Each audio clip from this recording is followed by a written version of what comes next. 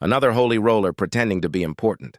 Officer Derek Matthews sneers into his radio from his patrol car parked outside the Rosewood police station. Across the street at the Maple Fuel gas station, a man in an expensive suit steps out of a spotless sedan, a silver cross gleaming from the chain around his neck. Matthews floors the gas pedal. His patrol car screeches across the intersection, blocking the gas station exit completely. He storms out chest-puffed with authority. "Hey, preacher boy, did the offering plate buy that fancy ride?" The man freezes next to the gas pump. Other customers stare in shock. Matthews shoves his shoulder hard, then immediately points an accusing finger. "Don't you dare lay a hand on me. That's assault on a police officer." The well-dressed man slowly raises his hands, jaw tight with controlled composure. Matthews's hand hovers over his weapon, eyes gleaming with cruel satisfaction. "This is happening right across from the police station. Have you ever been judged for your faith before anyone knew who you really were? This is Rosewood, a postcard-perfect suburban town where brick homes line tree-shaded streets, church steeples pierce the skyline, and patriotic banners flap from porches. On the surface, everything looks wholesome and united, but appearances can be deceiving. Meet Daniel Hayes. At 42, he carries himself with the calm confidence of a man who earned every milestone through integrity and grit. His Navy suit is tailored to perfection. His gold watch catches the morning light as he checks the time. 9:47 a.m. Today is the most important day of his career. Daniel's morning began at 6 a.m. in his hotel room, kneeling beside the bed in prayer before spreading personnel files and budget reports across the desk. 20 years in law enforcement taught him to prepare for everything. He studied crime statistics, community demographics, and officer evaluations until his eyes burned. He chose this gas station for a reason.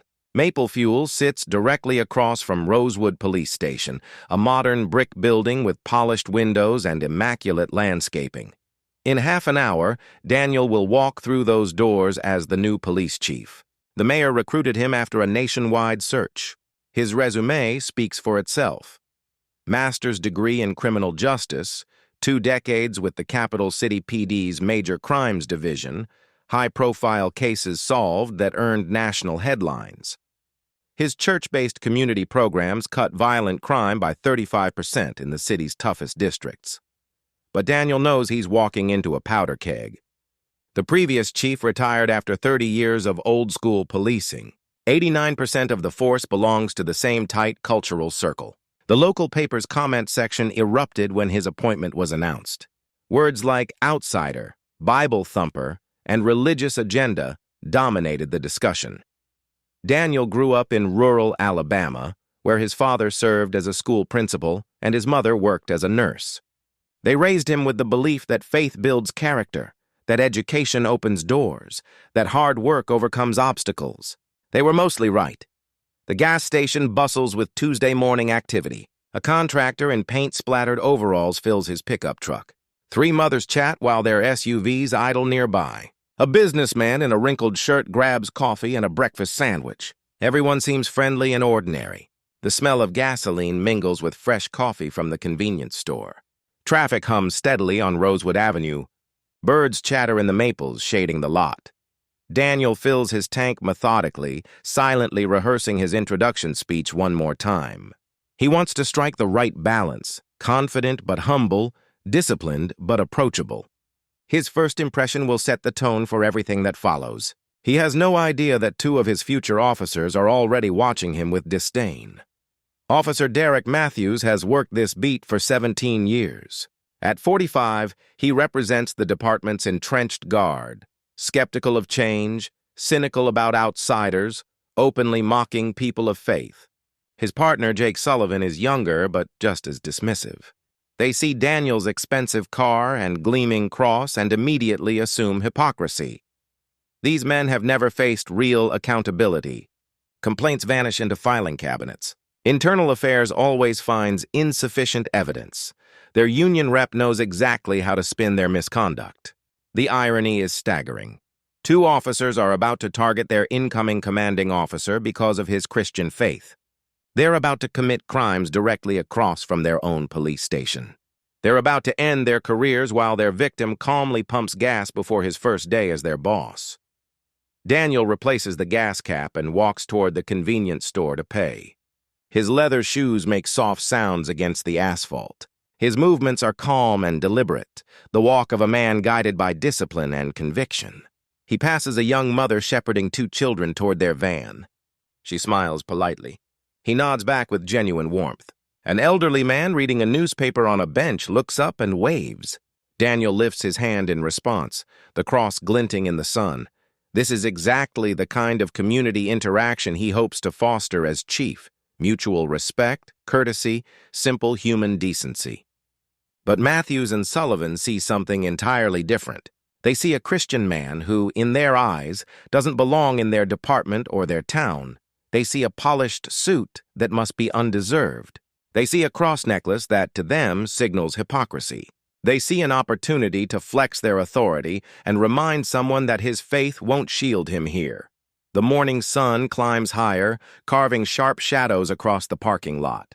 The flag above the police station snaps in the breeze. Everything looks calm, but in less than a minute that illusion will collapse. Daniel Hayes has no idea he's about to be targeted by the very institution he's been brought in to reform. He has no idea that beneath his jacket, tucked in his inner pocket, rests the badge that represents 2 decades of service and the leadership role he is moments away from assuming. The stage is set. The actors are in position, and justice is about to unfold in the most ironic way possible. Matthews stalks across the lot like a wolf closing in on prey. His boots crunch against stray gravel, each step heavy with intent. His right hand hovers near his service weapon. The sunlight bounces off his badge and flashes in his hard blue eyes. "License, registration, proof of insurance?" he barks. His voice carries across the entire gas station, slicing through the hum of traffic and chatter. Conversations fall silent. A construction worker freezes mid-sip of his steaming coffee. The mothers by their SUVs stop in their tracks, car doors ajar. Even the birds seem to go mute in the trees. Daniel slowly reaches for his wallet, his movements calm, deliberate, steady. The gleam of his gold cufflinks catches the light as he moves. 20 years of experience tell him exactly what Matthews is doing: building dominance through intimidation and public humiliation. "There's no need for hostility, officer. I'm simply retrieving my identification." Matthews's face tightens. His jaw flexes with contempt. How dare this man respond with composure? How dare he speak like an educated professional, quoting procedure and scripture alike? In Matthews's worldview, respect flows one way, toward the badge, never toward a man of faith. Calm words sound like rebellion to him. "Slow movements," I said. "Slow." Daniel clenches his jaw, but obeys. His wallet emerges from his jacket pocket with controlled precision. He knows too well. One wrong gesture, and this entire situation could spiral out of control. The leather feels firm and familiar in his hand, but today it feels heavier than ever. Meanwhile, Officer Sullivan drifts toward the sedan, circling to the passenger side. His boots scuff against the asphalt. He leans close, cupping his hands against the tinted window, squinting like he's hunting for hidden sin. His radio crackles with static, the bursts sharp in the uneasy silence. A mother pulls her toddler closer, the child's small hands clutching her sweater. "Derek, I think we've got ourselves a real problem here," Sullivan calls, his tone thick with theatrics, as if merely seeing a Bible on the passenger seat could confirm suspicion. Matthews examines Daniel's driver's license with exaggerated scrutiny, tilting it to the light, rubbing his thumb across its surface as if divine truth might peel away. His greasy fingerprints smudge the laminate. Daniel Hayes, capital city address. Matthews spits out the name like it's a joke. "What are you really doing in our town, Daniel?" He leans in close, his breath sour with coffee and cheap aftershave. "Is this car even yours?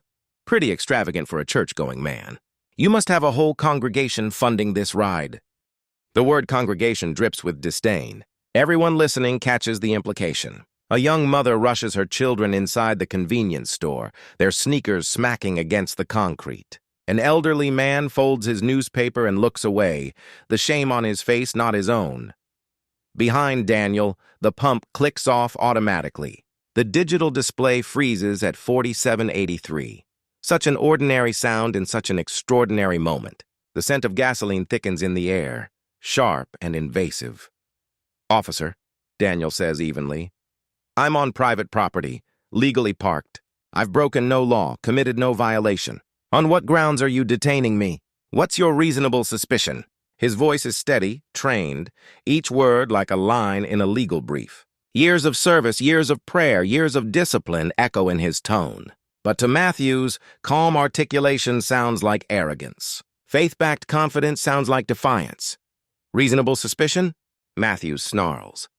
"You really want to play lawyer with me, churchman?" Matthews laughs sharply, the sound bouncing off car windows like a taunt. "How about you matching the description of someone preaching where he doesn't belong?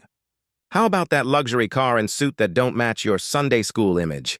How about the fact that you're clearly out of place here?" Each accusation is hollow, fabricated. Matthews knows it. Daniel knows it, but Matthews has thrived in a system that shields him from accountability. 17 years without consequence, internal affairs reports stamped insufficient evidence, complaints buried in filing cabinets. A small crowd begins to form, drawn by the unfolding spectacle. The construction worker sets his coffee on his truck hood and pulls out his phone. One of the mothers begins recording, her manicured fingers trembling. A teenager with a backpack halfway down one shoulder stops and stares, phone rising shakily. "I smell alcohol," Sullivan declares suddenly, his voice raised. Despite the morning air being clear except for gasoline fumes and coffee aromas, he continues.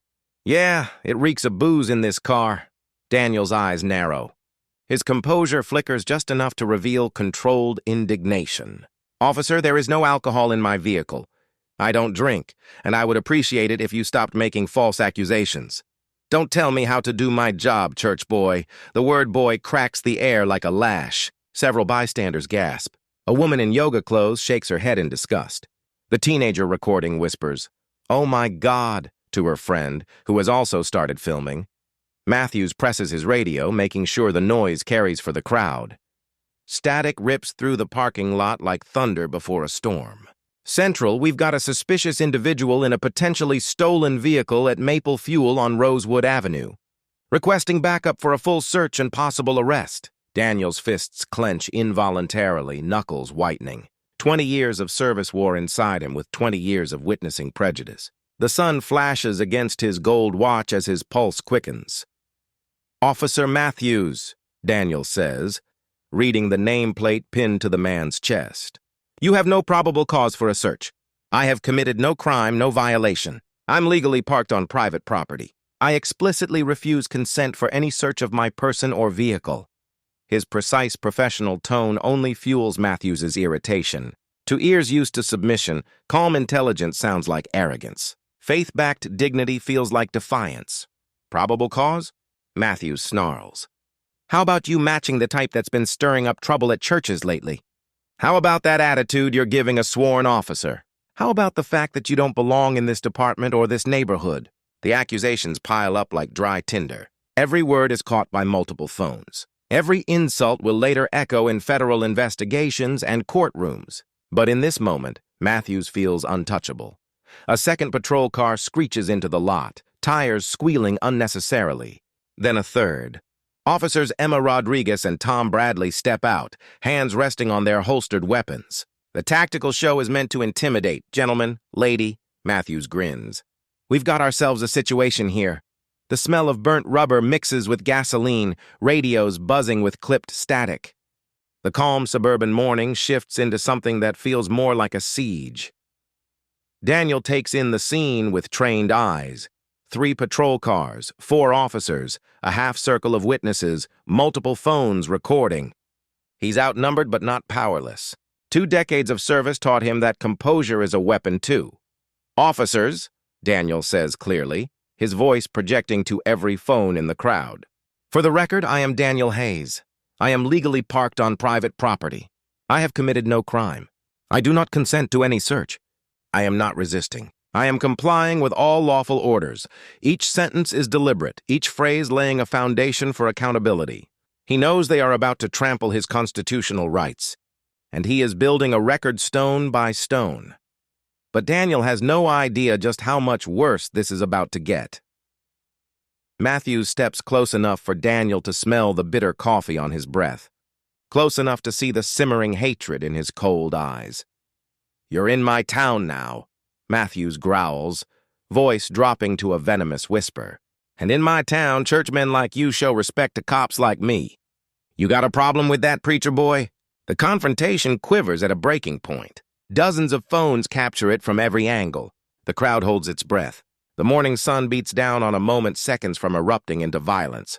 Daniel Hayes, future police chief, decorated veteran, community leader, stands surrounded by officers who see not his record, not his service, but only his faith, and they assume guilt. He has no idea that the badge hidden beneath his jacket is about to change everything. In 60 seconds, what began as targeted harassment will explode into a federal civil rights case. In 60 seconds, the hunters will become the hunted. In 60 seconds, justice will turn on its head. But first, things will get far, far worse. 2 additional patrol cars screech into the lot, sirens blaring needlessly in the quiet morning. Officers Emma Rodriguez and Tom Bradley step out, hands already resting on their weapons. The scene transforms. A simple gas station now surrounded by flashing lights and armed uniforms, as though a hardened criminal has been cornered. Matthews grins like a predator, his chest swelling with pride as backup assembles. 4 badges, 4 weapons, 4 officers now circling one man whose only offense is standing tall as a Christian in the wrong town. "Gentlemen, lady!" Matthews calls out, his voice booming like a ringmaster at a grotesque circus. "We've got ourselves a situation here." The crowd thickens. More phones rise into the air, tiny lenses locking onto the injustice. A delivery truck driver brakes sharply, jumps out, and begins filming. 2 joggers stop mid-stride, breathing hard as they watch. The teenage girl with the backpack is now live streaming, her shaky voice echoing online. "Oh my God, you guys. They're going after him just because he's Christian." "This is an illegal search," Daniel says firmly, as Rodriguez begins pulling items from his car without permission. His voice is steady, but louder now, meant to carry across the parking lot. "You have no warrant, no probable cause, and I have explicitly refused consent." Rodriguez ignores him, rifling through the glove compartment and tossing harmless items onto the hood. Insurance papers, registration, a phone charger, a bottle of hand sanitizer. "Nothing even close to illegal? Shut your mouth before you make this worse for yourself," Matthews snarls, stepping close enough for Daniel to smell stale coffee on his breath. When Daniel carefully begins documenting badge numbers, raising his phone with deliberate slow movements, Matthews snaps. He's going for something. He's resisting. The takedown is brutal. Matthews and Sullivan seize Daniel's arms, wrenching them behind his back with violent force. The tailored suit tears at the seams as they slam him forward. His body hits the asphalt face first with a sickening impact. The breath is crushed from his lungs. Gravel cuts into his cheek, blood spotting the pavement almost instantly. His gold watch scrapes against the rough surface. Matthews drops his full weight onto Daniel's back, driving a knee into the base of his neck. The pressure makes breathing labored, shallow. The hot asphalt scorches his skin, mixing with the sting of fresh cuts. "Stop resisting! Stop resisting!" Matthews shouts, though Daniel isn't moving at all. The crowd erupts in outrage. Voices rise in unison. "He's not resisting! This is wrong!" The construction worker's coffee cup slips from his hand, shattering against the concrete. Maria Santos, the gas station clerk, rushes outside, shouting in accented English, "He wasn't doing anything wrong! I saw everything! He just came for gas!" An elderly woman in pearls steps forward, ignoring the danger. "Officers, this is excessive." That man has been completely cooperative. The teenager with purple hair shakes, holding her phone high. "I'm streaming this! I'm literally watching police brutality happen right now." Her words broadcast to thousands of live viewers, pinned against burning asphalt. Daniel endures humiliation by force. Matthews' hands plunge into his pockets with deliberate cruelty, pressing harder than needed. "Let's see what our holy man's got here," Matthews mocks. "Probably a flask, probably hiding something. Maybe a weapon blessed by the church, huh?" He yanks out a leather wallet, a set of car keys, an iPhone. All ordinary, all legal. The mockery rings louder than the crowd's gasps. Daniel's cheek bleeds into the asphalt, sweat stinging the wound. His torn suit, once pristine, now smeared with dirt and blood. Yet his voice refuses to break. Officer Matthews, yes, I see your name tag. You are violating my Fourth Amendment rights, using excessive force, and conducting an illegal detention. This is being recorded by multiple witnesses. Matthews presses his knee harder into Daniel's neck, a silent warning that speaking means more pain. But Daniel keeps going, steady, methodical, documenting each violation with the calm resolve of a man who knows his faith, his law, and his truth. Officer Sullivan, Officer Rodriguez, Officer Bradley, I see all your name tags. You are all accessories to civil rights violations, Daniel says firmly, his voice steady despite the weight crushing him into the asphalt. Sullivan, rattled by the forest of recording phones and the angry murmur of the crowd, realizes they need stronger justification for their violence. Panic makes men foolish. He steps close to Daniel's restrained form, angling himself so that every phone has a clear view. Then he does something that will haunt him for the rest of his life. Sullivan digs his fingernails into his own neck, dragging deep red welts across his pale skin until they bleed. The scratches sting, but desperation numbs the pain. He attacked me! Sullivan suddenly cries, staggering backward and clutching his neck. The preacher clawed me when I got close. The crowd erupts in outrage. Voices clash. That's impossible. We saw everything. Dr. Patricia Williams, a retired professor who had stopped for coffee, points an accusing finger. That man has been face down this entire time. He never lifted his hands. The teenager live streaming waves her phone wildly. I've got it all on camera. He never moved. You did that to yourself. Maria Santos, the gas station clerk, yells from the doorway. Our security camera caught it. It's recorded. He didn't do anything. Sullivan's face drains of color. His eyes dart toward the black dome camera above the convenience store entrance. The blinking red light burns like an electronic witness, impartial and unforgiving. Maybe it happened earlier, Sullivan stammers, touching the fresh wounds that scream self-inflicted. Enough, Dr. Williams says firmly, her voice echoing like a gavel. Young man, you just scratched yourself and blamed an innocent Christian. We all saw it, and that camera saw it. But Matthews, blind to Sullivan's catastrophic mistake, doubles down.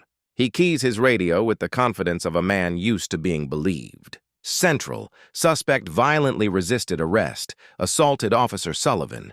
We were forced to use necessary force, requesting supervisor and medical for injured officer. Every word is a lie. Lies that will be dissected in federal court. Lies that will become felony charges. But here, in this moment, Matthews still thinks the uniform makes him untouchable. Beneath his crushing weight, Daniel keeps his voice calm, professional. Officer Sullivan, you just committed perjury, attempted to falsify a police report, and tried to frame me for assault. Officer Matthews, you are complicit. Officers Rodriguez and Bradley, you are aiding these violations. All of this is documented. Every witness here, every camera, every phone is recording. Matthews ransacks Daniel's torn pockets again. Frustration mounting as nothing incriminating appears. Wallet, credit cards, license, business cards, a neat fold of cash, all completely ordinary. This so-called church man probably stole all this, Matthews mutters loud enough for the crowd to hear. But no one buys it anymore. The construction worker shakes his head. Mothers murmur angrily. Dozens of phones remain locked on him. The security camera above captures every second. The scratches, the lies, the brutality. Matthews is too blinded by adrenaline to notice the shift, too consumed by rage to see the tide turning. Pinned to the asphalt, Daniel shifts slightly under the crushing knee. His suit jacket tears wider at the side, and for the briefest second, something metallic glints in the sun. The angle is wrong for most, but Dr. Williams, standing near the convenience store, catches it. A reflection. Something official. Something powerful. She squints, trying to confirm what she just saw, but the cloth folds back over it. Not yet, Officer Matthews. Officer Sullivan. Officer Rodriguez. Officer Bradley. Daniel continues, his voice hoarse but deliberate. You have assaulted a citizen without cause, conducted illegal searches, filed false reports, and attempted to fabricate evidence. You are violating constitutional rights, and every second of this is on record. The words only fuel Matthews's fury. Sweat drips onto Daniel's back. His jaw is clenched so tight it looks carved from stone. "I don't care what you think you know about the law," he growls. "You're going to jail today, and you're going to learn respect." Sullivan's panic worsens with each blink of the security camera's red light, each phone pointed his way. His scratched neck throbs with guilt and fear. "Derek, maybe we should..." "Should what?" Matthews snaps, cutting him off. "Let this preacher walk away? After resisting? After threatening us? After attacking an officer? Every accusation is a lie. Every word another nail in their own coffins. The crowd knows it. The cameras know it. And soon, the badge hidden under Daniel's jacket will force them to face it." Dr. Williams steps forward despite the danger, her instincts as a retired professor demanding that she speak truth to power. "Officers, I am Dr. Patricia Williams, Professor Emeritus at Emory University. I have observed this entire encounter, and this man has done absolutely nothing wrong. You are about to destroy your careers and this department's reputation." Matthews glares at her with contempt. "Ma'am, you need to step back and let us do our job." "Your job?" Dr. Williams fires back, her voice rising with indignation. "Your job is attacking an innocent Christian man at a gas station. Your job is letting your partner scratch himself and blame it on someone whose hands never moved. Your job is violating constitutional rights in broad daylight." The crowd murmurs in agreement. Dozens of phones continue recording from every angle. The gas station's security camera blinks steadily, preserving every second in high definition. Even while pinned and brutalized, Daniel refuses to let go of his composure or his case. "Officer Matthews, when this reaches federal court, qualified immunity will not shield you from clear constitutional violations.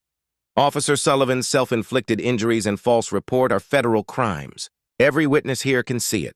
Every device here has captured it." The tension peaks. The powder keg is seconds from exploding. The officers still believe they hold all the power. They're about to learn how wrong they are. Matthews yanks Daniel upward roughly, trying to finalize the arrest. The violent motion tears Daniel's jacket further.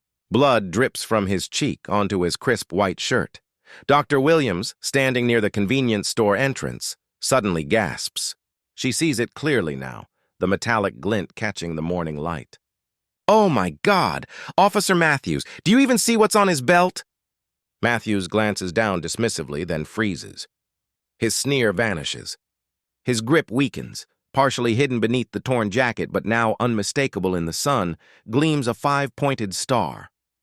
The official police chief's badge. The badge of Rosewood, the very department whose officers now surround him. Matthews's face drains of all color. His knees threaten to buckle. Sullivan's hand falls limply from his wounded neck. Rodriguez drops Daniel's registration papers, scattering them across the asphalt like confetti at a funeral. Bradley steps back, stunned, his hand slipping away from his weapon. The parking lot falls silent. Even traffic seems to hush. The only sounds are the hum of the gas pump and the hiss of static from radios. Daniel straightens his jacket with dignity, exposing the badge in full.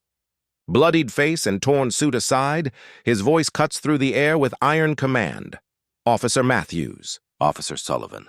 "Officer Rodriguez." "Officer Bradley. I am Police Chief Daniel Hayes, your new commanding officer, as of 8 o'clock this morning. The effect is devastating." Matthews's legs tremble.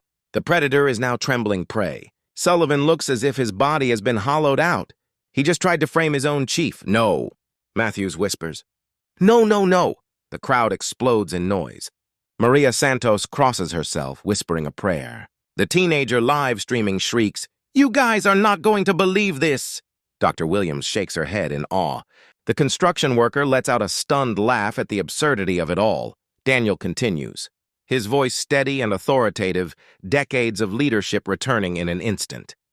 "You have just committed assault, battery, false imprisonment, illegal search and seizure. You filed false reports, and Officer Sullivan attempted to frame his commanding officer by fabricating evidence through self-injury. All of it," he says, pausing for emphasis, "was carried out in front of 17 witnesses, captured on 8 recording devices, including that security camera. The words strike like a gavel." Sullivan's knees buckle.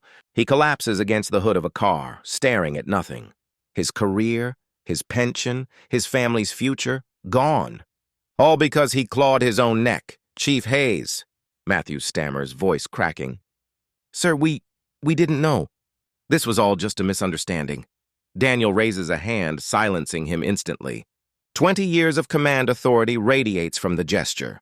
His bloodied cheek glistens in the sun, but his voice is unshaken. Officer Matthews, Daniel says coldly, his voice carrying across the lot. Explanations ended when you put your knee on my neck. Officer Sullivan, excuses ended when you clawed your own throat and blamed me. The crowd understands it fully now. 4 officers have destroyed their careers by attacking their own boss because of his Christian faith. Daniel pulls out not just his badge, but also his credentials and appointment letter, signed by the mayor less than 48 hours ago. He holds them steady for the witnesses and cameras to see. I was supposed to review your files this morning and meet my team. Instead, I've discovered what kind of officers I'll be commanding and which ones will be terminated. His voice resonates with controlled anger sharpened by 20 years of service. Officer Sullivan, you will document those self-inflicted scratches and explain how you acquired them. Officer Rodriguez, secure this scene. Officer Bradley, contact Internal Affairs, the FBI Civil Rights Division, and the mayor immediately. The commands are crisp, military in precision. Each officer suddenly realizes the truth. This isn't just their suspect. This is their new chief. Their victim is their commanding officer. Matthews's bravado shatters. He drops to his knees in the middle of the parking lot, surrounded by witnesses and cameras. Please, we were protecting the community. I've got 17 years in. A family. A mortgage. Daniel cuts him off with a stare colder than steel. Protecting the community from what? A Christian man buying gasoline? Officer Sullivan, were you protecting the community when you clawed your own neck and tried to blame me? The questions land like hammer blows. They are not inquiries. They are charges. Daniel lifts his badge high, letting the gold star blaze in the morning light for every camera to capture. This badge represents 20 years of service. It represents community trust, the law, and the oath you trampled in the span of 10 minutes. It represents your new reality. His voice drops, firm as granite. I am your boss, and you just made the worst mistake of your careers. The reversal is complete. The hunters have become the hunted. Matthews sobs, collapsing further. His police authority evaporates like morning mist. Chief Hayes, please. I've got 17 years, a family, a mortgage. His voice cracks, breaking into tears. The tough cop facade dissolves into a man who finally understands that consequences exist. Sullivan, hands trembling, presses his fingers to the raw scratches on his neck. He can't even look up. Chief, I panicked, he whispers. I scratched myself. The cameras will prove it. I've ruined everything. His words hang in the air like a confession read in court. Career suicide. Broadcast live on phones and preserved by the security camera overhead, Daniel calmly takes Matthews's radio and keys the mic. His voice is steady, devastating. Central Dispatch. This is Police Chief Daniel Hayes. I need Internal Affairs, the FBI Civil Rights Division, and the mayor at the Maple Fuel Station on Rosewood Avenue immediately.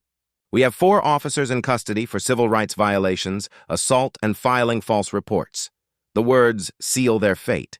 Bureaucratic precision delivered like a verdict. Dr. Williams steps forward, instantly recognized by the crowd as a voice of authority.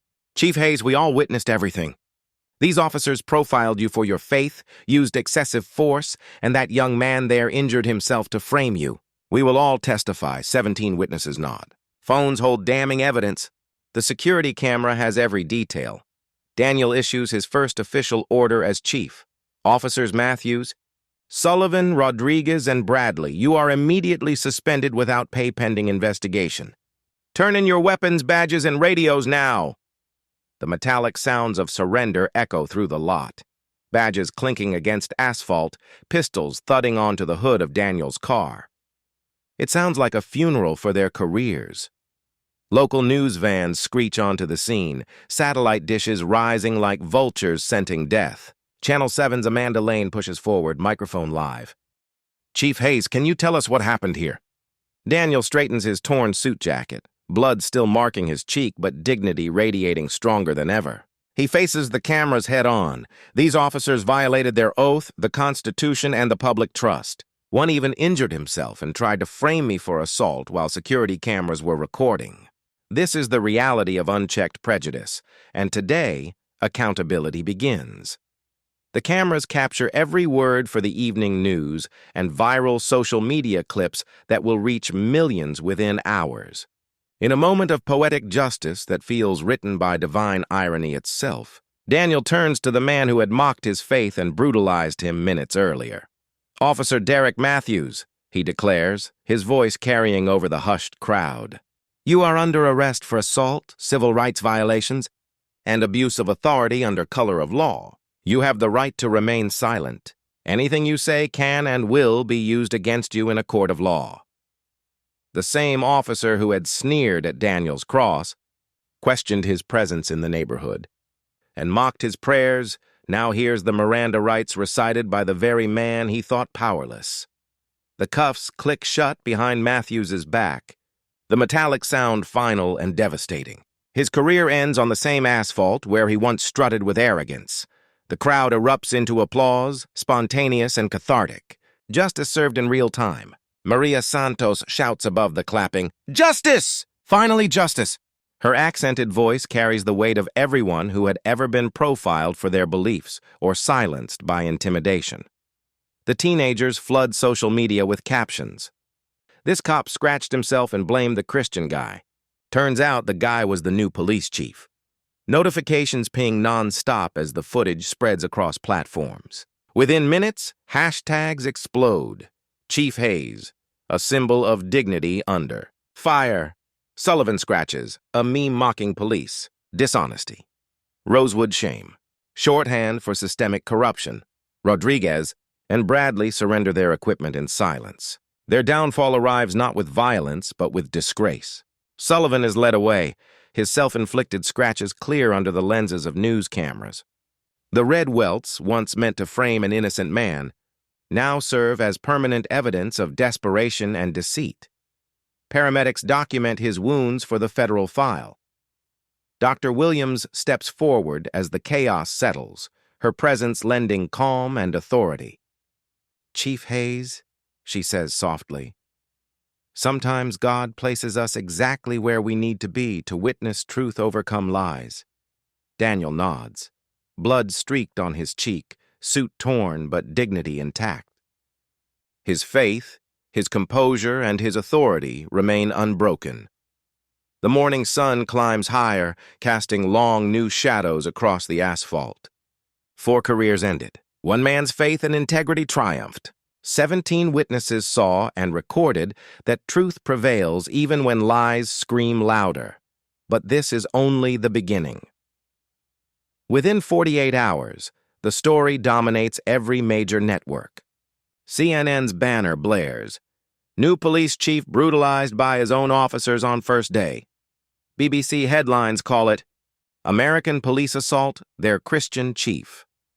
The security footage becomes the most watched accountability video in internet history, required viewing at police academies worldwide as an example of abuse and its consequences. Special Agent Sarah Martinez of the FBI's Civil Rights Division arrives from Atlanta with a team of investigators. Her gray eyes sweep the scene. 4 officers committed federal crimes against their own commanding officer, she tells reporters. And they did it in broad daylight, caught on multiple recordings. This is prosecutorial gold. The investigation moves at lightning speed. Frame by frame, the HD security footage exposes Sullivan's calculated self-inflicted wounds, while Daniel lay motionless. The evidence leaves no room for defense. 3 weeks later, a federal grand jury delivers indictments that rock the law enforcement world.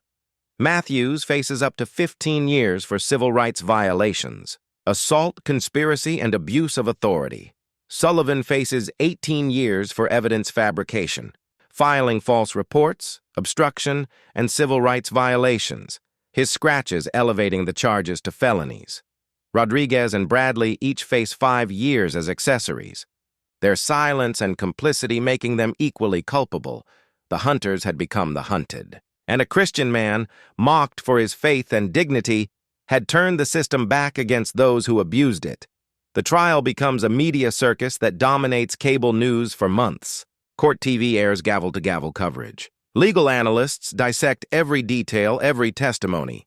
Daniel Hayes takes the witness stand with quiet dignity. His voice is steady as he recounts the morning that changed everything.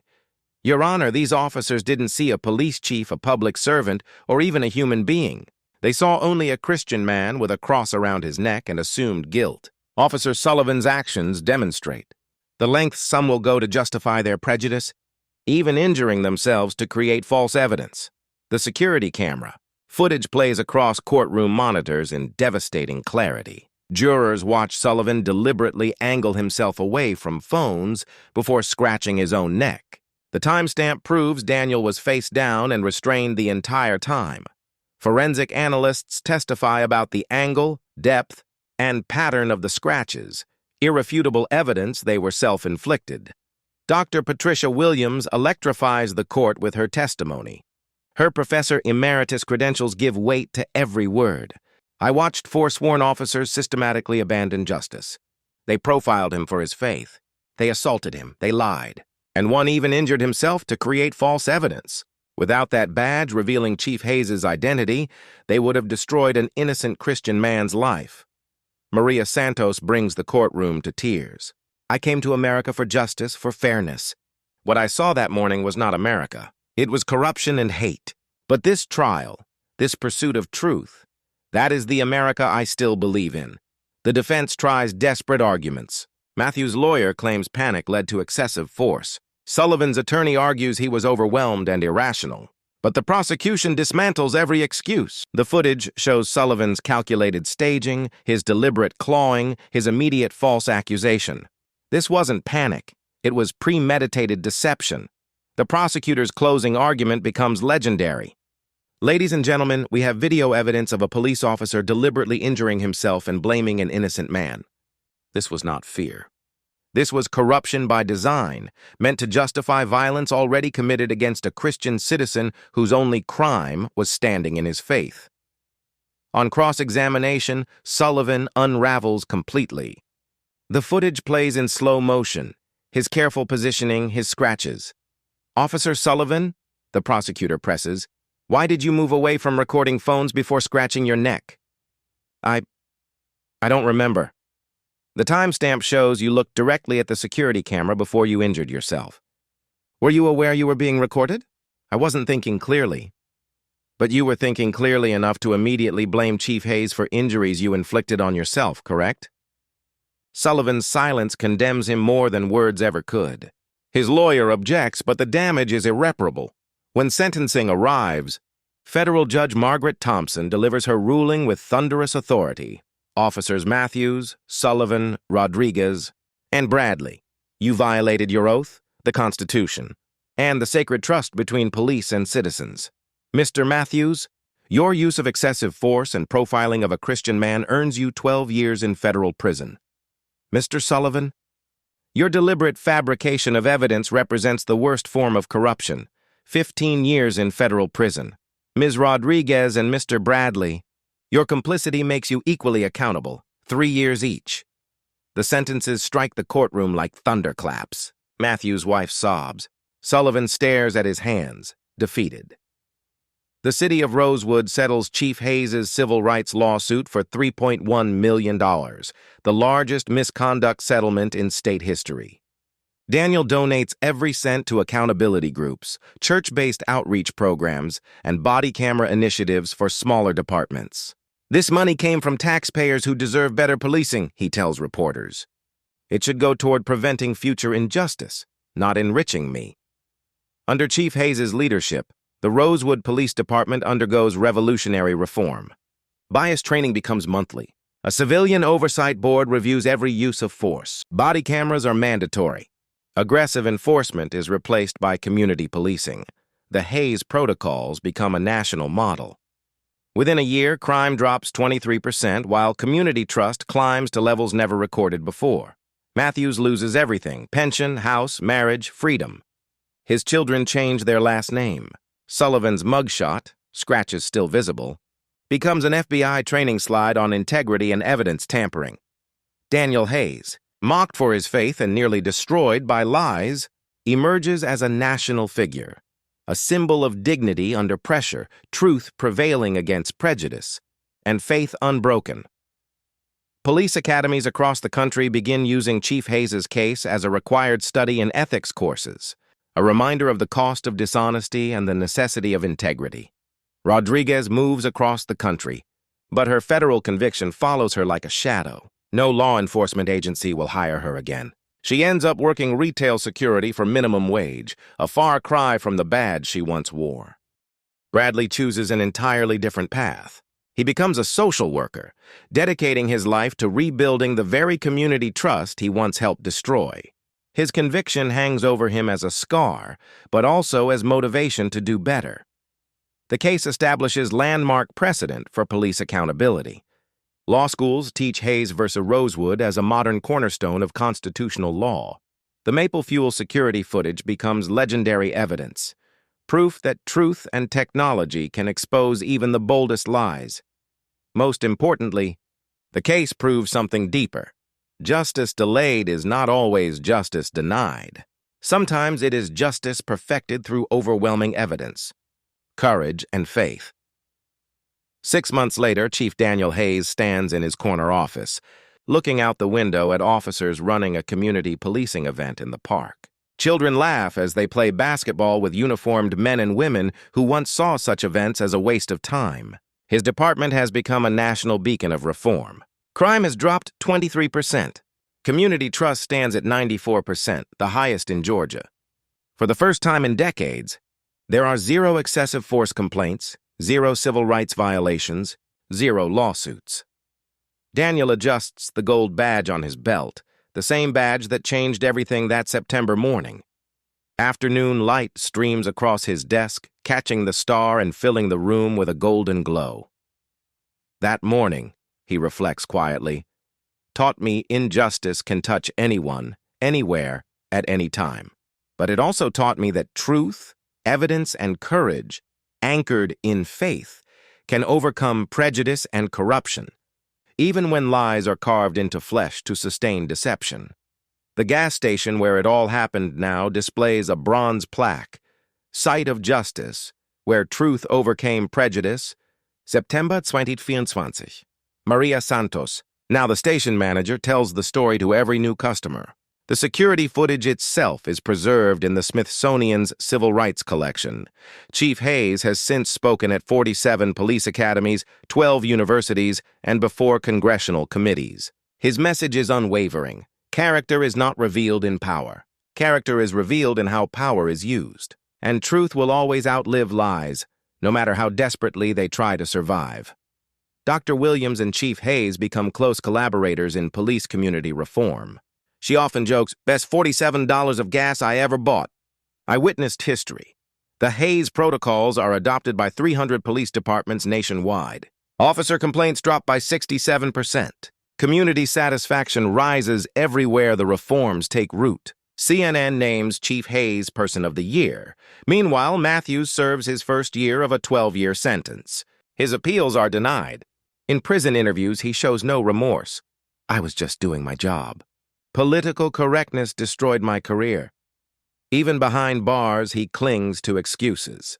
Sullivan serves his 15-year sentence in another facility. His scratches have healed, but the psychological scars remain. Inmates mock him. Sympathy is scarce. His family has disowned him. His wife remarried. His children refuse contact. The scratches that ruined his life in seconds continue to haunt him every day. His mugshot, scratches still visible, becomes an FBI training slide about integrity and evidence tampering. The case reshapes American law enforcement. Police training programs are rewritten. Body camera mandates strengthened. Civilian oversight gains teeth. Above all, Daniel's ordeal demonstrates that truth, faith, and courage can shatter corruption. If this story moved you, if it gave you hope that truth can defeat lies, that justice can prevail even when prejudice seems overwhelming, share it. Every share says that honesty matters. Accountability matters. Faith and character matter more than corruption and deceit. Comment below. Have you witnessed someone lie to escape wrongdoing? Have you seen truth prevail when it felt hopeless? Your stories matter. Subscribe if you believe in truth over lies, courage over corruption, justice over prejudice. We tell these stories because they need telling, because justice deserves celebration, because the light always wins. Think about this. If Chief Hayes hadn't had that badge, if he had been just another Christian man buying gasoline, would Sullivan's lies have been believed? Would Matthews's violence have been excused? Would an innocent man be in prison? What does your answer say about the world we're fighting to change? Justice delayed is justice denied. But justice served, even when it emerges from desperate attempts to fabricate evidence, reminds us that truth beats deception, faith overcomes corruption, and light always exposes the darkness. Some badges represent authority, some represent power, but the best badges represent truth, and truth, when defended with courage, changes everything.